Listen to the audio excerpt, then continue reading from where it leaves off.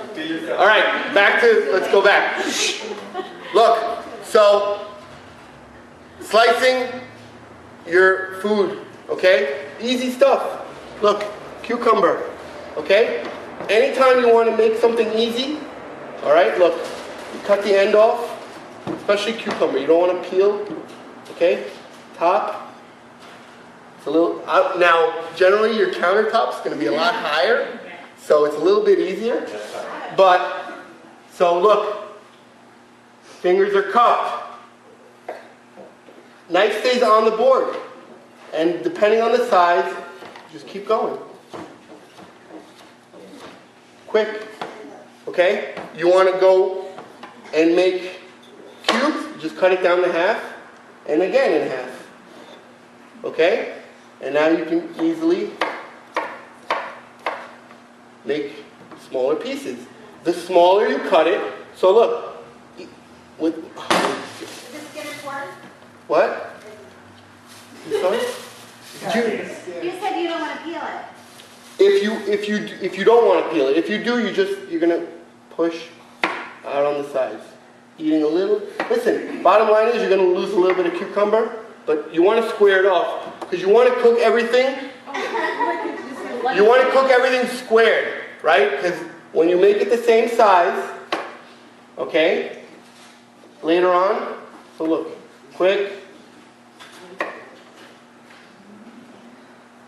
Obviously it's a little bit tougher to see, but in 2 seconds, look. So you make sticks, and then you cut across the sticks. Or you cut across flat, and then make your sticks, and then again chop. So depending on the size of what you want, okay, if you're making a salad, like Israeli style, you're going to cut little 1/4-inch cubes, right? If you want to make a big salad, you cut little cylinders. If you want it, you cut an onion, for example, or a tomato. Guys, it's really, really, really easy. It's all form and all technique. So I can't really go through every single piece because I didn't bring a carrot, an onion, this or that. I'm going to show you basic. It's really easy. I mean, like, I broke everything down for you. I mean, you have every bit, every type of cut, whether it's a chop, a dice, a mince, a julienne, a batonette. Batonets are sticks. Juliennes are little thin hairs. Dice, obviously you know what a dice is, small, little cubes. A chop is something that you take, and guess what? Top of the hand on the knife on the, you can do a rough chop. It's not hard. What I do sometimes, I just take my vegetables, I take a big bowl, I take my chef's knife, and I'll throw little pieces in, and then I'll just take the knife, and I'll start chopping up the salad, like a chopped salad, right? It's that easy.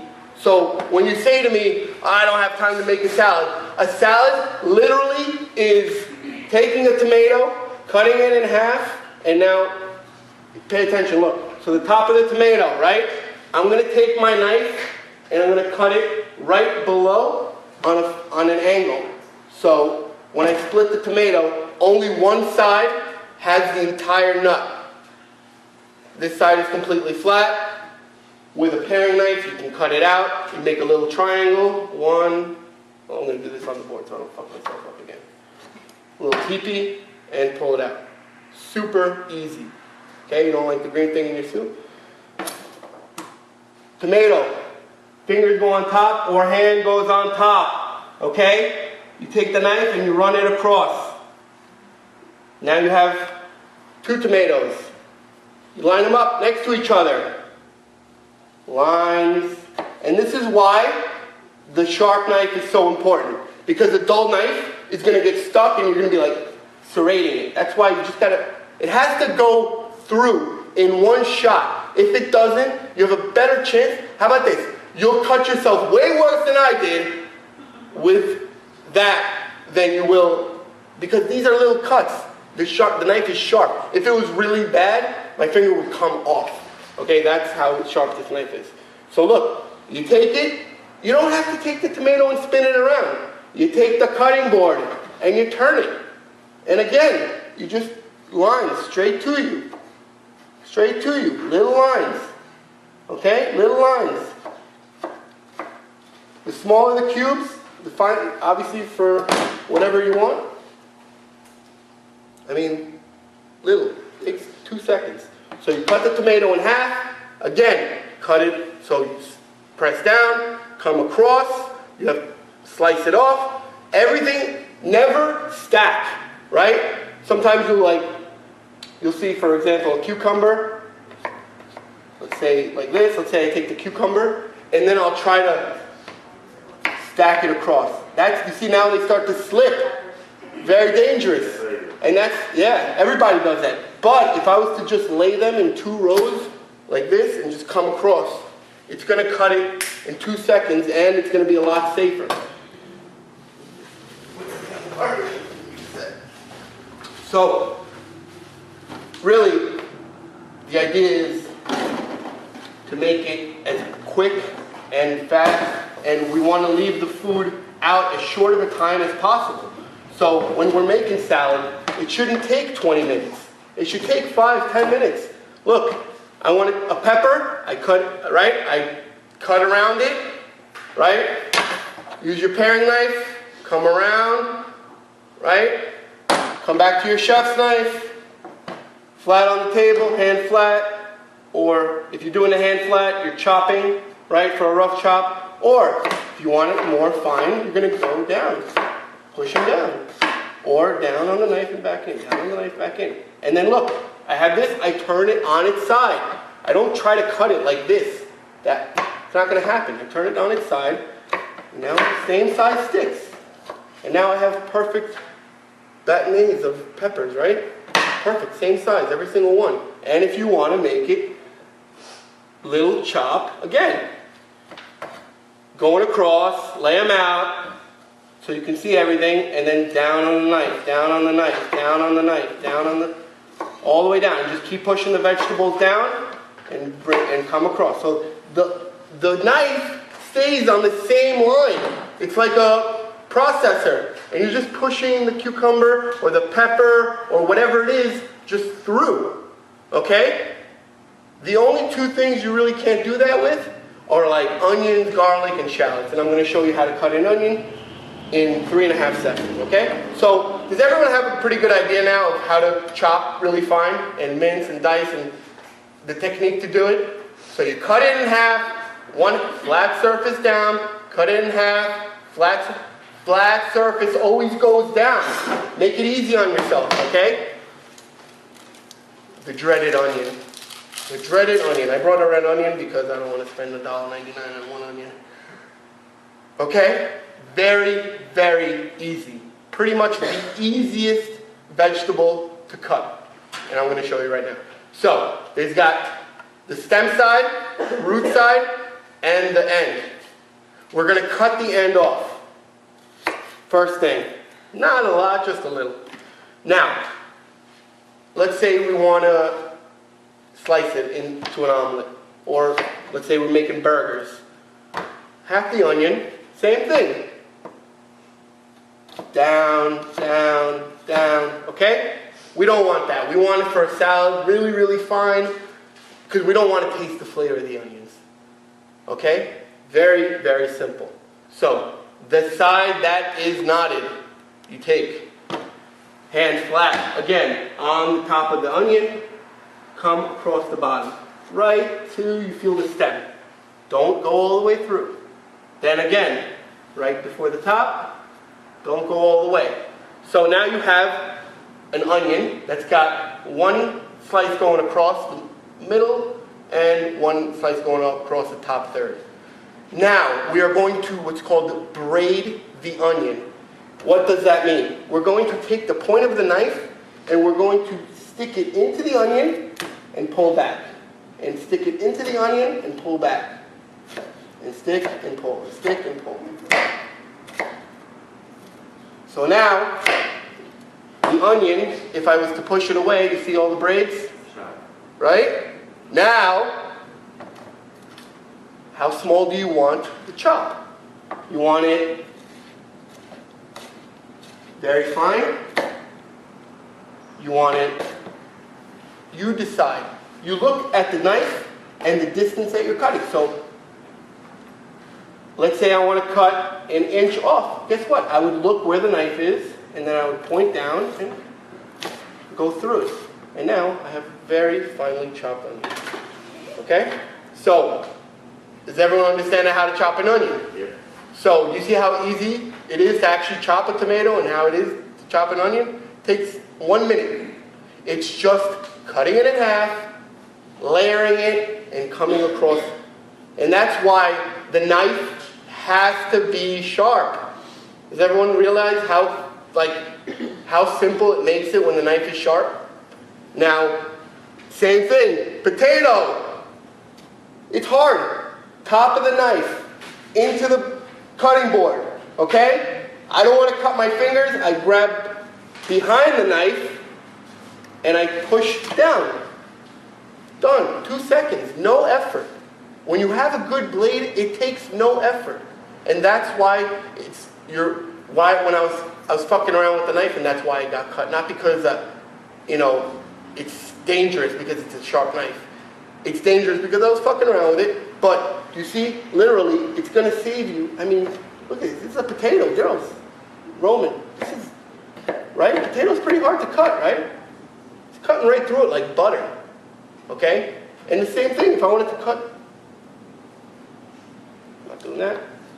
It's a little paring knife. Now, you wouldn't use a knife this small for something this big because it's not going to be effective, and that's why the chef's knife is pretty much the all-purpose. But, like I said, for fruits, small vegetables, if you want to carve something out, if I was going to take a tomato, let's say I want to make a salsa and I don't want the red stuff in the middle, right? So I take my tomato, I cut it in half, and then what I would do is I would just cut across the top of the tomato, cutting the skin off, and just with a spoon, but with a spoon you would just scoop it right out. I mean, it scoops right out. And then when you go to cut, there's nothing inside, and you don't have that juice all over your cutting board and the extra pulp and whatever. So literally, it's just cutting it from the stem and taking the spoon and spooning it out, and now you don't have that mess of the tomato, and you can cut it like you would cut a pepper or whatever you want to cut. So if you want to make tomato just strips, then you would use that. Shit. Rob, can you give me 1 second? Give me 1 second, ladies. I want the thing to show up. Sorry. 2 seconds.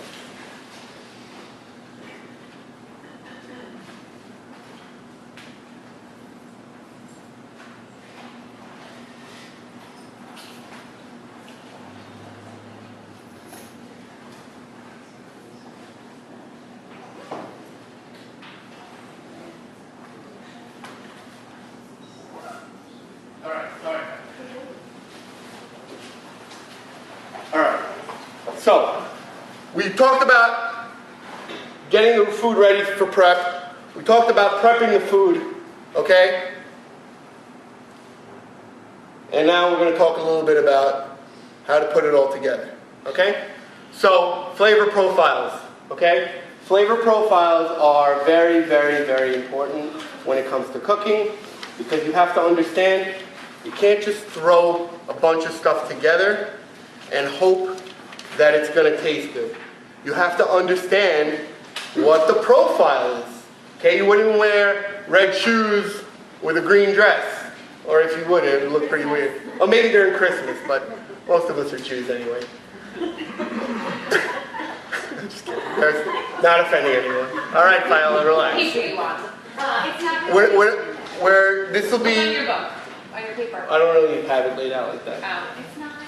Oh, it's not in No, this isn't. It's in the back, actually. This should be in the back before the recipes. Oh, shit. Don't worry about it. Look, it's right now. I'm not going to go over everything, but because there's a lot to go over. But this tells you what goes with what. So basil is going to go with tomatoes, salads, eggs, fish, chicken, lemon, cheeses. Caraway seeds. What's caraway? Well, what's on rye bread? That little stuff on top. Or you have. We'll go with cabbage, beans, pork, beef, veal. this stuff tells you what your spices are supposed to go with. So when you have turmeric in your cabinet or cloves, you want to know what is it used for. Okay, cloves are whole or ground. They're used for marinades, baked goods, braising meats, pickling fruits, vegetables, and making beverage stocks. So it's very important to understand all this stuff, okay? Because that's how you're going to put it all together. So going into techniques, okay? Grilling, okay? You got grilling, broiling, roasting, baking, sauteing, pan frying. Everything you have to understand is a process, okay? So I wouldn't just heat up my food in the pan and just start tossing it around. Everything you put in. So we preheat the oven, right? Well, you got to preheat the pan also. So understanding what you're making and what temperature the pan needs to be at. So if you want something with a crust, hey, chances are you're going to have to bring the flame really, really high and get that pan real hot before you put anything inside. But you say, well, what if the oil splashes, right? Or what if the oil starts to burn? So that's another important thing, understanding what oils to use, right? Butter, canola oil, vegetable oil, grapeseed oil, you always hear me talking about, olive oil, peanut oil. If you have peanut allergies, obviously you don't use peanut oil. You know, sesame oil. It's got a very strong flavor profile, but a very low smoking temperature. Coconut oil, another one. Very strong flavor profile, very low smoking temperature. Tons of great health benefits, but you have to understand how to cook with it. You can't high heat cook with cooking oil, with coconut oil, because it turns into a carcinogen, okay? What happens, and you're saying, what's a carcinogen? Carcinogen is like smoking cigarettes, okay? Literally, what happens to your oils, if you leave them past their smoking point, they start to break down and decompose into like a cigarette, okay? A carcinogen that you're then later on eating or inhaling, and it may smell good, it may taste good, but it's killing you, okay? So when we are cooking, we need to understand not only what type of method we want to use, dry heat or wet, direct, but you have to understand what kind of oils you're going to use. So let's go over real quick. The grill, what I do is I take an onion and I cut it in half, I stick it with a fork, I coat it in grapeseed oil, and I rub the grill in that. Okay? You can do it with peanut oil, you can do it with sunflower oil. This is a high smoking temperature oil. So when it hits the grill, it will smoke, but it won't, it's only smoking because of because you're putting oil on a hot grill. It still allows the oil, you'll see, and you could take one with olive oil and one with grapeseed oil and run them across, and the one with olive oil will turn the grill black, and the one with grapeseed oil will make the grill shiny. And that's because one has decomposed and one is being used to actually cook the food.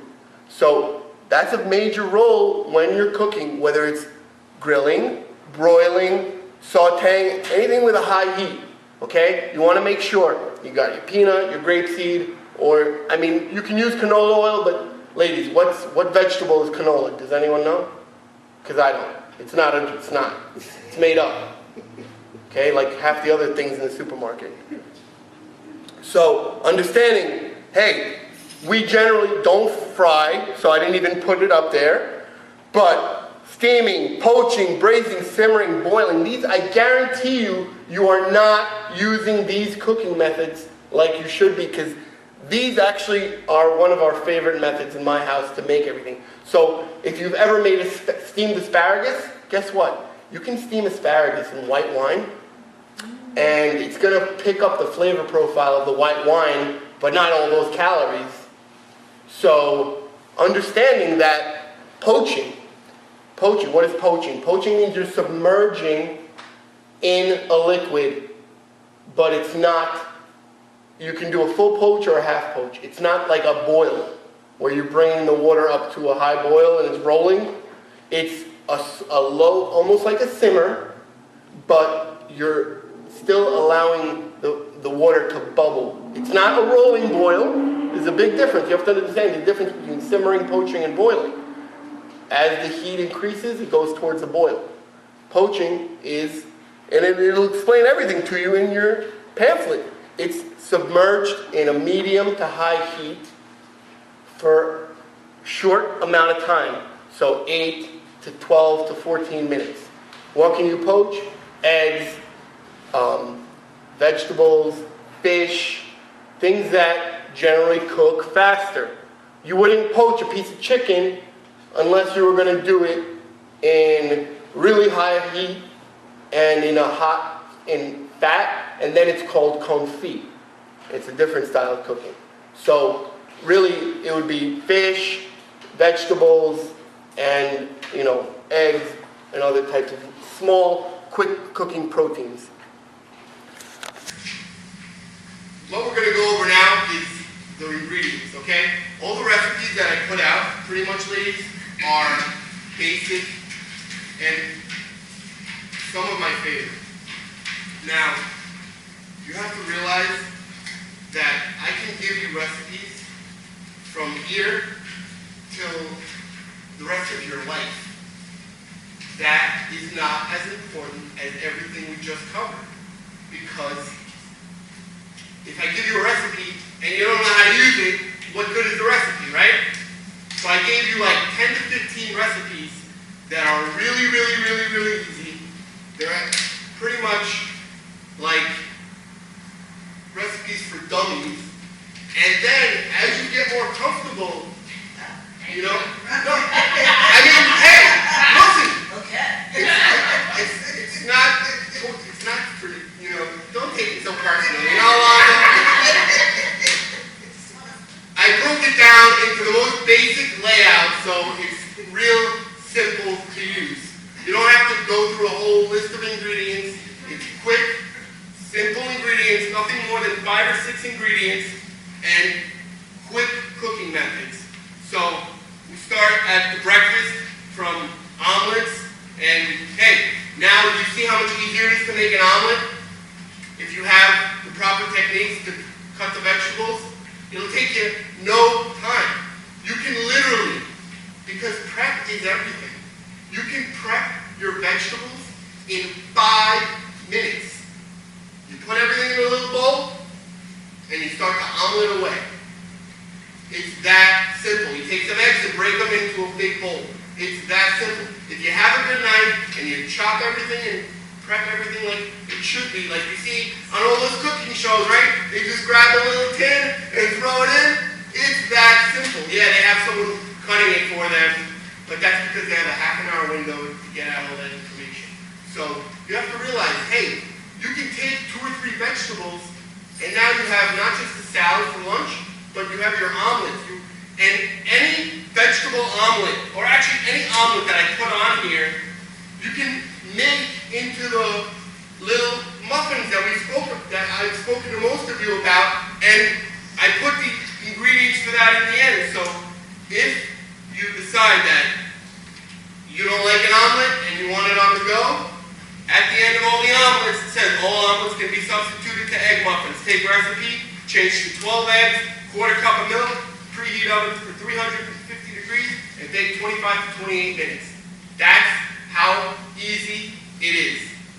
Okay? You take a muffin tray, you put the vegetables in once you've chopped them, and you cook. You let it cook. Okay? When you prep everything, just like I was telling you, hey, I used to do this, I was single, yeah. Obviously, I don't have kids, it's a little bit, not as time consuming, but even with, let's say, honestly, I am not trying to offend anyone, but if you can't come home from the supermarket and spend an extra 2 minutes, and instead of putting it all in the freezer, put it into Ziploc bags, and then put it in the freezer, really, it's that simple. Where I used to have, let's say I come home from the supermarket, it'd be the next 2 days would be left in there, goes in the fridge, the freezer, the rest. I eat the first one, the next one comes out of the freezer into the fridge. I eat the next one, the next comes out of the freezer into the fridge. You give it that 24 to 48 hour time to defrost, and now it's ready to go. I mean, guys, if you think that your chicken is coming fresh from the farm, not frozen, you're only lying to yourself, because it's not sitting in a truck, you know, in refrigeration. It's sitting in a frozen truck, and then for 2 to 3 days, they sit in the supermarket and defrost, okay? Unless you're going to the farm, it's been in the freezer already. Don't feel bad, okay? Unless it's the fish that's caught that day, and you ask your fish guy at the supermarket, or you go to the fish store, you ask him, what days do you get your fish? And only on those days do you get the fish. It's that simple. Like, I don't go to the supermarket on the weekends, because Wednesday's their last delivery. Mondays and Wednesdays they get their delivery. So I know that on Sunday, I gotta wait till Monday. And if that means ordering Fresh Direct, I order Fresh Direct. Because Fresh Direct is such a big company, they get it every single day fresh. Your supermarket doesn't sell in a volume like a company like that. So they're keeping things on the shelf a lot longer. And that's why sometimes you come into the supermarket and everything looks spoiled, because they're not replenishing the shelves every day. A company like Fresh Direct or Peapod, every single day they're restocking their shelves. They are such a big company, they can't even risk not selling a good product because of a review on Yelp or Google or whatever it may be. So sometimes you want to look into vegetables and stuff like that. Hey, know what days your vegetables come in. They come in the same day every week. I guarantee you. They have a big truck that unloads it, and it goes into the back, and little by little they bring it out. They don't bring it out every day. So understand what we were talking about in the beginning. Hey, how fresh is your food? How are you keeping your food? If you're not growing it, that means how's the person before you handling it? Right? If you see your fishmonger working with no gloves, you turn around and you walk the other way. You go to the deli and the guy's slicing your meat or touching anything without gloves, you go the other way. Because guess what? You have no idea, let alone where the food's been, but where that guy's hands have been. Right? And it's disgusting, but guess what? 90% of food illnesses occur because of pre- or post-cooking. Okay? Going into more recipes. Girls, really simple. Lettuce wraps, I put for you, okay? Lettuce wraps, I put Asian style. You can make them however you want. You can put whatever vegetables you want. The reason I didn't really go into the recipes, because A, I'm going to be posting recipes every single week, and B, feel free. You guys all are my friends on Facebook. We have a members page. Say, this is what I have in the kitchen. What do I make? Guess what? I can make dinner with this. Potatoes and onions. It's that easy. The onions are pretty good. But, or you have a cucumber and a tomato. Hey, if you have a cucumber and a tomato, some salt, pepper, and olive oil, and maybe a lemon, there you go. There's Israeli salad. Add some parsley. You know, you have peppers. Saute them and take whatever protein and make lettuce wraps. Or saute them in whatever protein and make tacos or fajitas or whatever. It's really, really simple. That's the biggest problem, is people try to overcomplicate. Look, the black bean patties. Simple. Black beans, onion, and some red pepper. The rest is all seasonings. It's 3 ingredients. I mean, you can go really from every single, the salmon burgers, okay? You take a salmon fillet, put it in the mixer, in the food processor. You don't turn the food processor on, you pulse it. You hit pulse, you look. You hit pulse, you look. Until it's like chunky. You don't want it too smooth, and it says it, don't make it too smooth, because then it's gonna be like a cream, okay? You want it, make it chunky, and then you take your egg and you regerm, and you form little patties, high heat, 4 to 5 minutes on each side, and there you go, salmon burgers. If you want to cheat and make yourself bacon, you take the skin off, you take a good knife, like the fillet knife, and you take the skin off, okay? You can even have the butcher take the skin off for you, or your fish guy, and you leave the skin till everything's done, and then when the pan's really hot, you just drop the skin, 30 seconds to a minute on each side, it's going to crisp up, and it's like bacon, but it's skin of a salmon, which is delicious. And now you're getting that salty, crispy flavor component that we were talking about in the beginning. Your body doesn't want bacon, it's filled with grease and fat. Your mind wants crispy and salty. Right? Substitute with the same textures and flavor profiles, and then you won't even know that you're eating healthy. Okay? Walnut crusted salmon. One of my favorite recipes. Honey mustard, walnuts, Worcestershire sauce. Say that 10 times fast.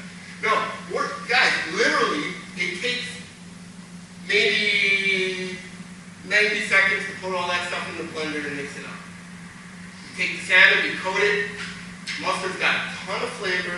Walnuts have a ton of oil on them. You've seen walnut oil in the supermarket, right? The oil is gonna give that fish a ton of flavor. Okay, the Worcestershire sauce is gonna give it a nice punch. And easy, 8 minutes in the oven, 10 minutes in the oven, depending on the thickness of the fish. The thicker the fish, add a minute, add 2 minutes. One of my biggest pet peeves is when I ask someone how long they cook their salmon for, and they're like, oh, 325 for 35 minutes. You're killing your fish. High heat, short time. Okay? Ask Gordon Ramsay. No more than 8 minutes on the pan. Seriously. 10 minutes, 12 minutes, tops. Okay? You do not, fish overcooks like this. Okay?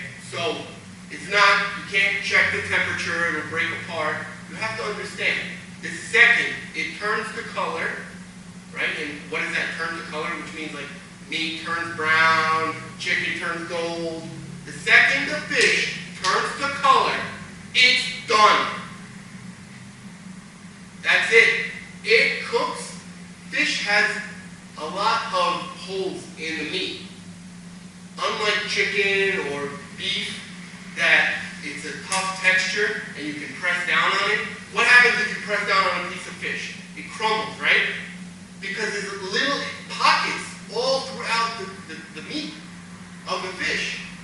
So when oil or heat gets in there, it's cooking it like that.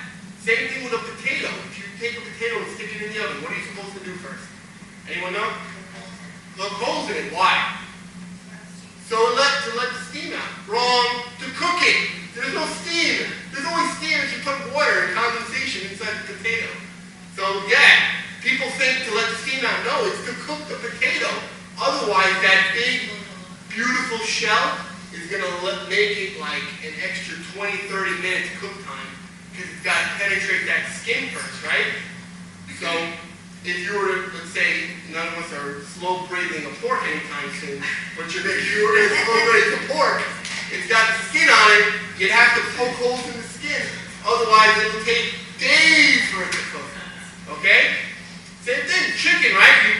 You cooked, how many times have you cooked chicken where the skin was so crunchy, and then on the other side of the skin it was raw?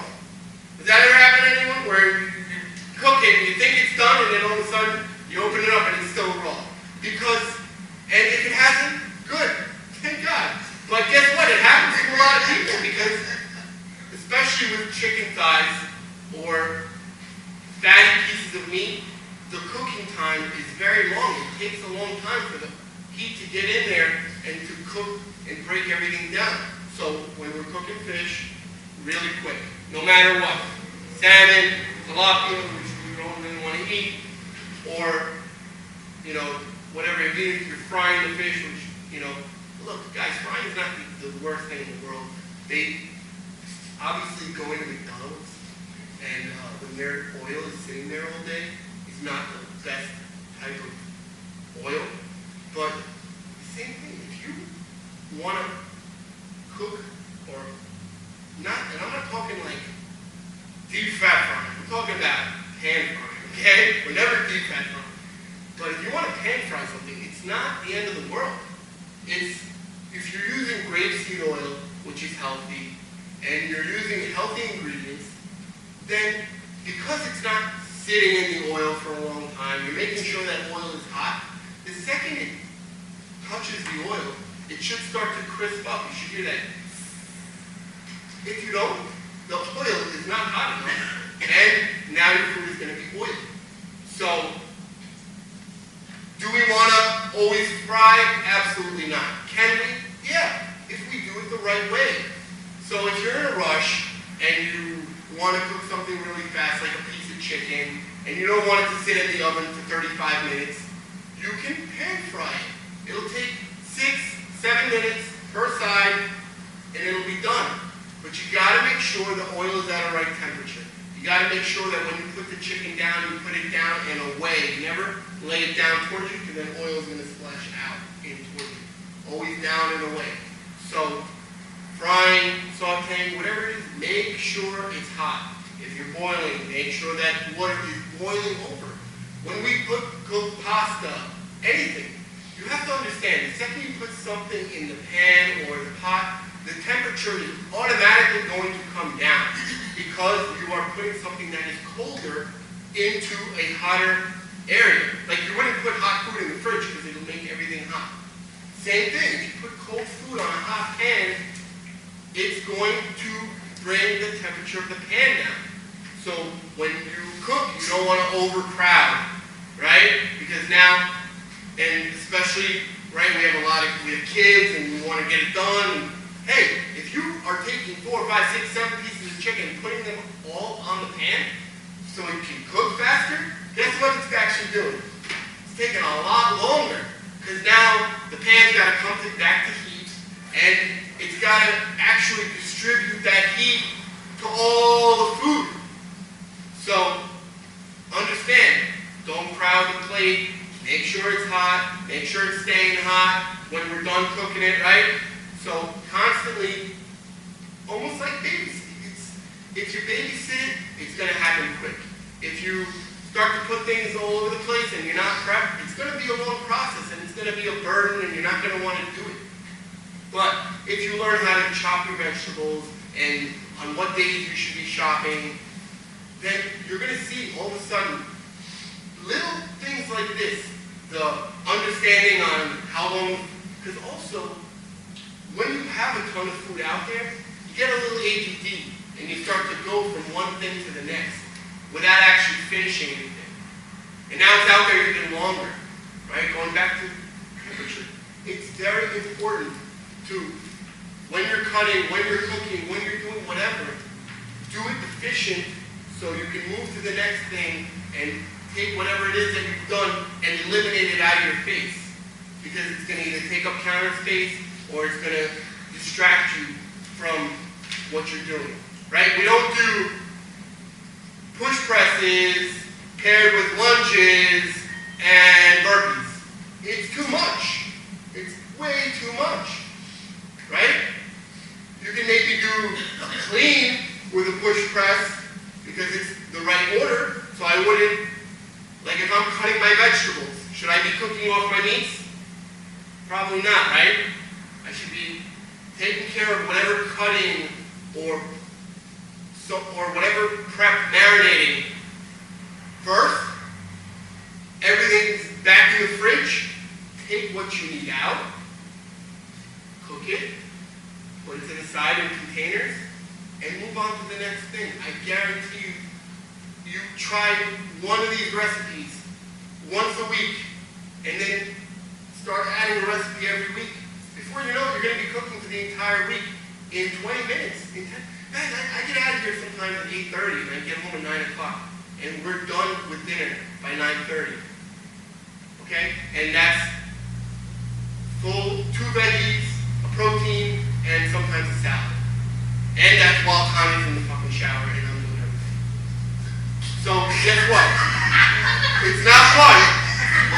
So, hey, but I still do it every day. And the reason I'm able to do it, the reason I'm able to put my head around it, is because the techniques are so simple. All I have to do is grab spinach, or a head of lettuce, a tomato, a cucumber, some olive oil, and a lemon. There's a salad. You want to get really creative? I'll give you 1.5 million recipes. Different dressings, different marinades, whatever. Play with it. That's why I gave you that page full of the flavor profiles. Keep that on your refrigerator. So when you go in your refrigerator, you can understand what you're going to grab based on what spices you want to use, what flavor you're in the mood for.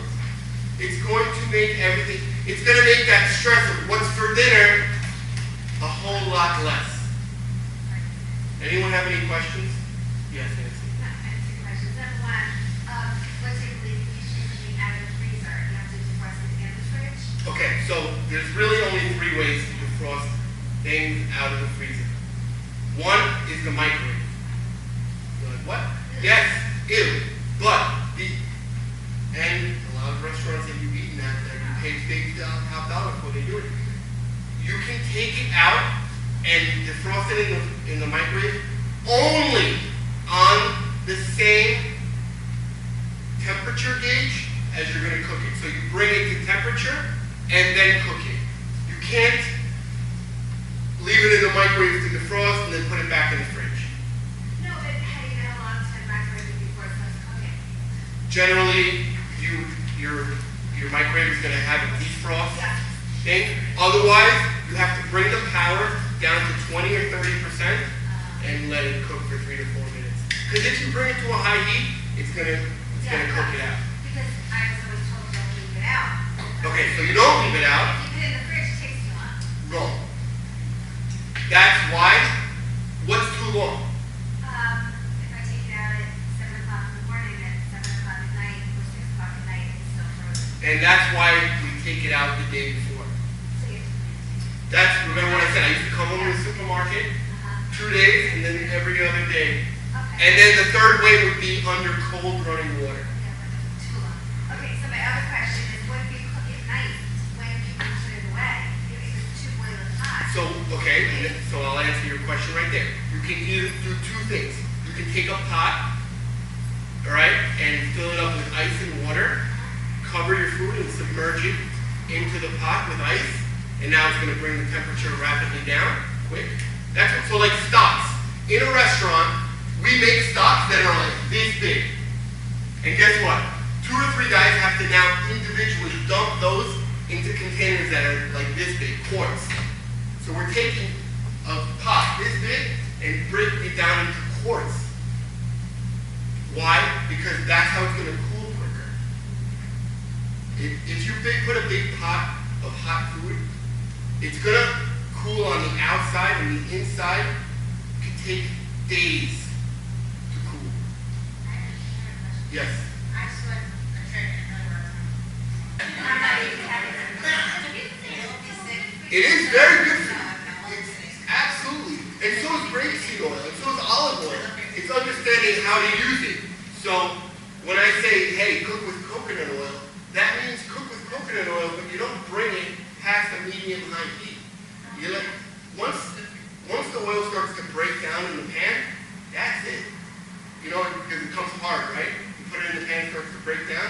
That already means that the coconut oil has come to temperature where you can cook with it.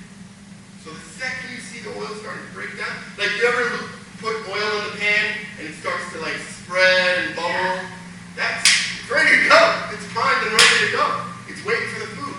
When it starts to really separate and then starts to smoke, that's when bad things happen. And that's why it's such a fine line. You have to understand, like, and that's why I don't even cook with olive oil. Because the second I turn my head, it's already over temperature. The second you turn your head, and that's again, going back to when you're cooking, be cooking. When you're prepping, be prepping. And don't be all over the place because your oil's going to overheat, or your food's going to burn, or dry out, or whatever it may be. You have to be focusing on what you're doing. And going back to like another point on the cooking, hey guys, don't play with the food. Let it cook. Like chicken doesn't need to be turned more than once. Once. You put it down, cooks, comes up halfway, you see the white, right? It's starting to creep up towards the top, you turn it over. Leave it another 4 or 5 minutes, everyone go like this, right? Take your finger and your thumb and put them together. This, touching like this, is raw. Okay? When you push in and it bounces right back, it's raw. When you push it and it's harder, that means it's medium. When it like bounces back, that's medium. When it's getting harder, that's well. And then, you see, if you put your pinky to your thumb and press down right here, there's going to be almost no bounce. That's well done. That means it's overcooked. So if you press down on your food and it doesn't bounce back, it's well done. Okay? Literally. Every steak you've ever had, and I don't give a shit how expensive of a restaurant, they're touching your steak. Just like that. They don't listen. You know, gotta have fun like each other. Anyway, so, understanding that's why it's important to cut everything the proper size. Because if you start to make everything different sizes when you're cutting, it's going to cook at different speed. It's still all cooking at the same temperature, but if one piece of, how many times have you baked off sweet potato or potatoes, and then there's like that one piece that's still hard, and you're like, God, I thought I cooked everything through. It's because not everything was cut at the right size or the same size, and therefore it took longer. The smaller you cut it, the quicker it cooks. Makes sense, right? Any other questions? Does everyone feel like they've learned a little bit today? All right, so guys, really, thank you so much. I know it was a little crazy, but the whole idea is not to teach you how to do a million different recipes. It's to make you understand that the food temperature stuff, the knife, the temperature control, that's really the important stuff, because when you manage that, you're going to be able to manage your cooking a lot better, because now you're going to do it in segments instead of trying to do it all in one shot, right? We don't ever do every single exercise throughout the whole workout, right? We do one at a time, we go through them and make sure we're doing it right. And the same thing when you're cooking. If you just put a whole bunch of stuff together, it's going to feel and taste like a whole bunch of stuff that's been put together. But if you look at look at those recipes, look at the flavor profiles, what goes with what, hey, the internet has 1.5 billion different recipes on it. But you're going to post them. Every single week, I'm going to be putting in the recipe. I always put my own foods but hey, I can't know what's in your fridge.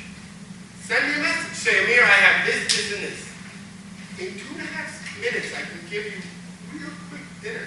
Real quick. It's very easy. It's the overcomplicating. You tell me what you want, and I'll tell you how to make it. It's really that easy. I mean, yeah, obviously the more stuff you keep in your fridge, the better off you're going to be. But that's what it's important, guys, to understand what days the fruits and vegetables are coming in. So when you go to make your dinner, it's there, it's fresh, it's tasty, it's not gone bad already, it's ready to go. Yes? Can you also post the best foods to eat after working out?